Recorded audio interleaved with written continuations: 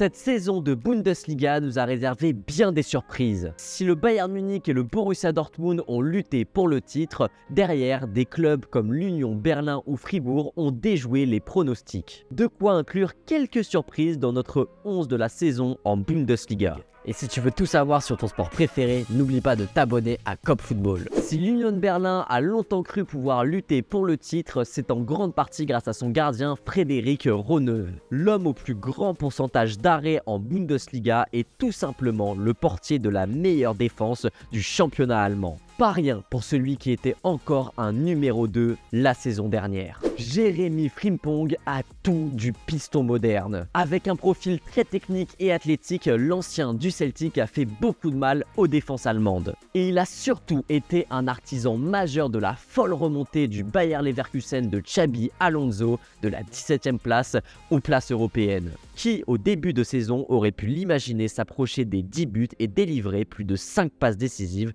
en Bundesliga. Dayot Upamecano n'a pas brillé qu'au Qatar cette saison. L'international français s'est aussi imposé définitivement dans la défense bavaroise. Son autorité au duel et ses capacités de relance complètent parfaitement les aptitudes de Mathis de Ligt. S'il n'a pas réglé tous ses problèmes de concentration, notamment en Ligue des Champions, Dayot Upamecano a été impérial en Bundesliga. Nico Schlotterbeck est arrivé l'été dernier à Dortmund en provenance de Fribourg. Et à lui seul, ou presque, il a transformé une défense du BVB qui était catastrophique la saison dernière. Et un peu à l'image d'Upamecano, ses qualités de vitesse et de relance ont fait du bien aux siens. Avec Niklas Süle, ils forment une charnière très complémentaire devant Gregor Kobel. Et à son âge, l'Allemand a encore beaucoup de temps pour régler ses quelques sautes de concentration. Il sortait d'une saison un peu insipide, mais Rafael Guerreiro a remis les pendules à l'heure cette année. Le Portugais est bel et bien l'un des meilleurs latéraux gauche du monde. Propre en défense, c'est surtout avec le ballon qu'il se montre à son avantage. C'est simple, il a passé son temps à offrir des caviars à ses coéquipiers. Le meilleur passeur de Bundesliga pourrait même être aligné dans l'entrejeu la saison prochaine. C'est dire sur sa polyvalence exceptionnelle.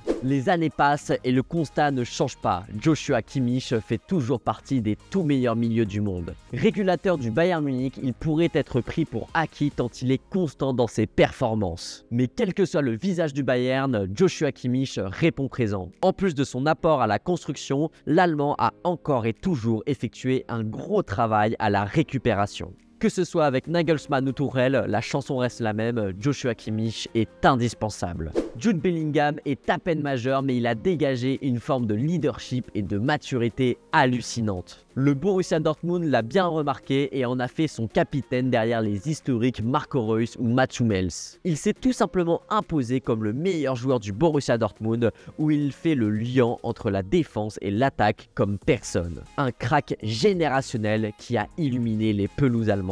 Et en parlant de crack générationnel, Jude Bellingham n'est pas tout seul dans son monde. Jamal Musiala est aussi de cette trempe. Ces deux-là sont d'ailleurs souvent mis en compétition, mais l'Allemand a un profil complètement différent, beaucoup plus tourné vers l'offensive. Cette saison, Musiala s'est imposé comme un joueur de classe mondiale. Il est celui qui apporte la touche créative dans ce Bayern Munich, jusqu'à reléguer la légende Thomas Müller sur le banc. Et faire tout ça à son âge, c'est très fort. Que dire, à force d'aller aussi vite, Randal Kolo Muani nous fait perdre les mots. Au printemps 2022, il remportait la Coupe de France avec le FC Nantes, ce qui pouvait déjà ressembler à un certain aboutissement. Mais depuis, la Colomania est en marche. Il s'est immédiatement imposé comme l'un des tout meilleurs joueurs de Bundesliga et est passé à un pied d'offrir le mondial à son pays. Mais le Bondinois semble inarrêtable dans sa progression. De quoi intéresser les tout meilleurs clubs du monde. Alors, on l'a mis à gauche, mais c'est bien du côté droit qu'il a formé un duo insaisissable avec Jérémy Frimpong. À l'image du Bayer Leverkusen, Moussa Diaby a eu du mal à lancer sa saison. Mais depuis l'arrivée de Xabi Alonso, le Français a retrouvé ses standards, et c'est peu dire. Aussi bien capable de scorer que de mettre les siens sur orbite, le feu follet s'approche encore des 10 buts et 10 passes décisives en Bundesliga.